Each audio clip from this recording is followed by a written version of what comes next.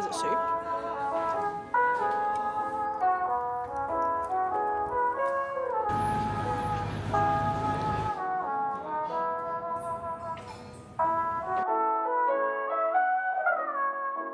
Japan is one of my favourite places in the world to go and get creative inspiration, so I already knew ahead of this trip it would be inspiring. I soaked in so many moments of beauty and creativity on this trip, and I'm so excited to share my travel diaries with you and to share some of the lessons that I took away. Travel can offer a bit of a creative reset. It kind of reminds me of Elizabeth Gilbert's Big Magic, where inspiration often comes from embracing the unfamiliar. If you haven't read that book, I strongly recommend you do. It feels light and fluffy on the surface, but there's some really hard-hitting takeaways in there that I always find useful. I tend to revisit that book in moments when I'm stuck.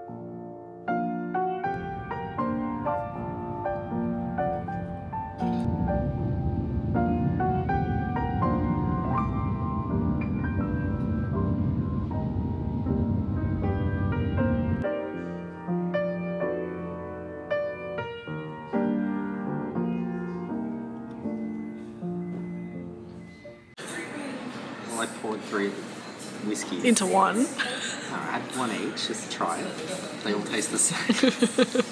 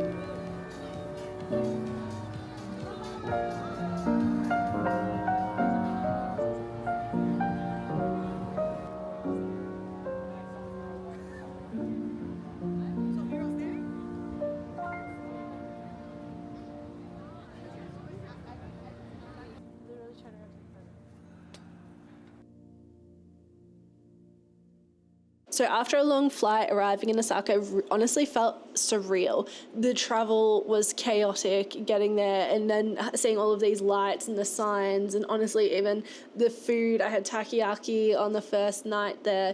It all had this like intentional, thoughtful energy. It was almost like art in motion. It was wild.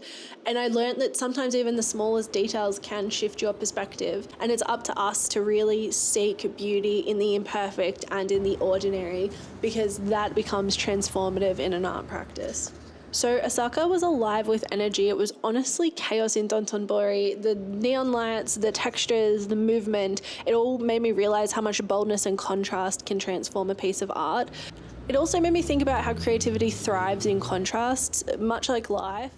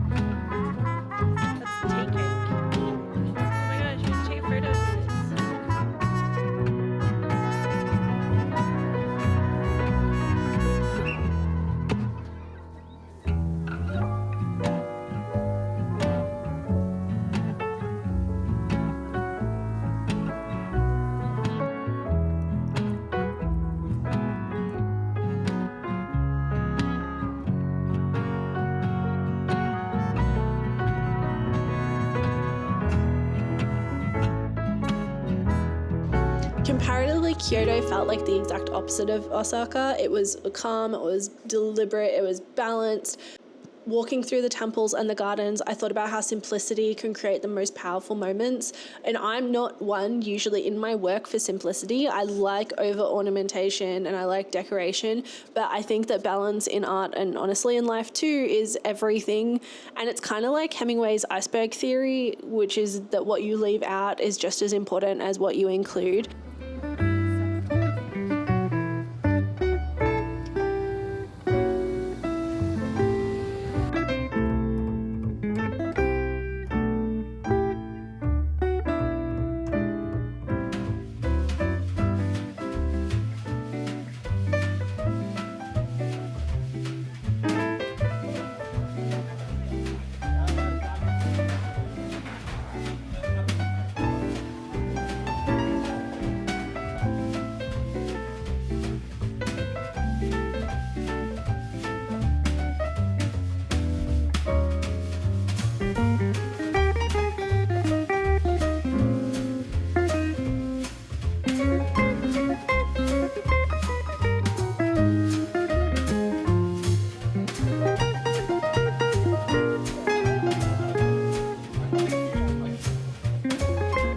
So this trip has taught me the importance of stepping outside my routine, and I've come home so full of ideas. It's really exciting. Travel is such a privilege and I'm so aware of that, and I really went to Japan just desperate to be a sponge for inspiration. So I'm really excited to share more of this trip. In the next vlog, we'll be visiting some temples and some traditional cities, and we'll go to some lookouts, and we'll hit up Team Lab's Borderless, which is a digital art exhibit, which was absolutely incredible. Thanks for coming along. I hope you enjoyed this peek into the start of our Japan trip, and I will see you in the next one.